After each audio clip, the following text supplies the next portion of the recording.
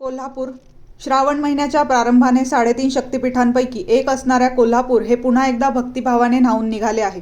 अंबाबाई मंदिरात देवीच्या दर्शनासाठी भक्तांची लांबच लांब रांग लागल्या असून दरवर्षीप्रमाणे यंदाही श्रावण सोमवारी आणि शुक्रवारी गर्दीचा उच्चांक गाठला जाण्याची शक्यता आहे. श्रावण महिन्यात केवळ अंबाबाई मंदिरातच नव्हे तर मंदिराच्या बरोबर वर असलेल्या मातृलिंग मंदिरातही भाविकांची गर्दी वाढत असते.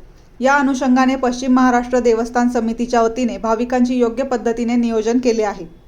सध्या आता श्रावण मासाची सुरुवात होती आहे. तशा पद्धतीनं मंदिरामध्ये सगळे उपस्थित आहेत.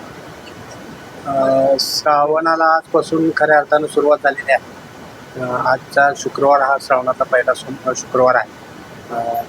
भाविकांच्या गर्दीचा विचार करता समितीनं भाविकांच्या दर्शनासाठी योग्य ते सुनियोजन केलेलं आहे. दुसरं एक म्हणजे श्रावण महिन्यामध्ये मातृलिंगाचं दर्शन हे श्रावण महिन्याच्या प्रत्येक सोमवारी भाविकांना सकाळपासून संध्याकाळपासून खुलं असणार आहे.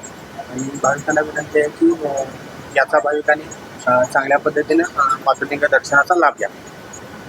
साधारण आता महिन्याभरामध्ये सर्वसाधारण श्रावण महिन्यामध्ये दर शुक्रवार आणि मंगळवारी या दिवशी भाविकांची गर्दी होईल असं अंदाज आहे.